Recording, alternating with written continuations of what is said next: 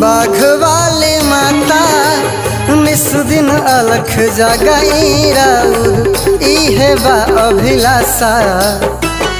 रखी आचर वाक्य छाव हो आलोक पूजले तोहर पाव हो। रखी आचर वाक्य छाव हो आलोक पूजले तोहर पाव हो।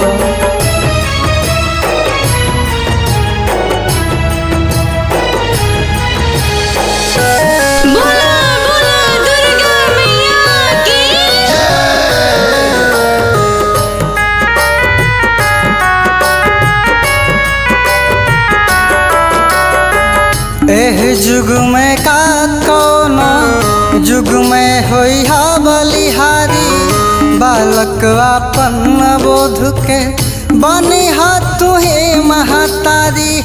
बालक अपन बोध के बनी हा तुहे महतारी।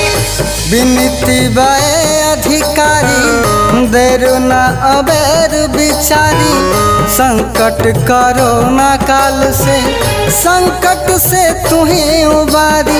मातृ पितृ के छाया में भवसागर पार उतारी।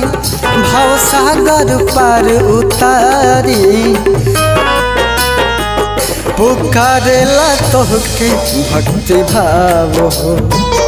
रखी आचर वाक्य छाव हो। रखी आचर वाक्य छाव हो आलोक पूजले तोहर पाव हो।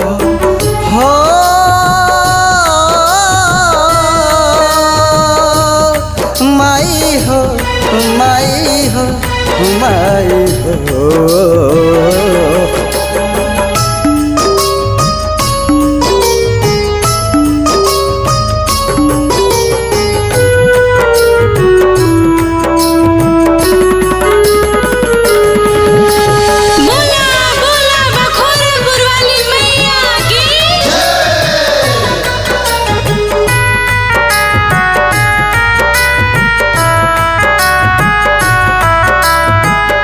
सर्वभौम है निवासिनी विंध्याचल विंध्यवासिनी।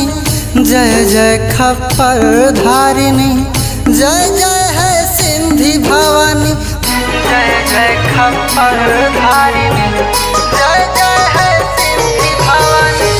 सर्वभौम है निवासिनी विंध्याचल विंध्यवासिनी।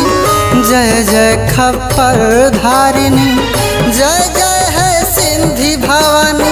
मन में आशा अभिलाषा सुनिला शेर सवारी हो। सुनिला शेर सवारी।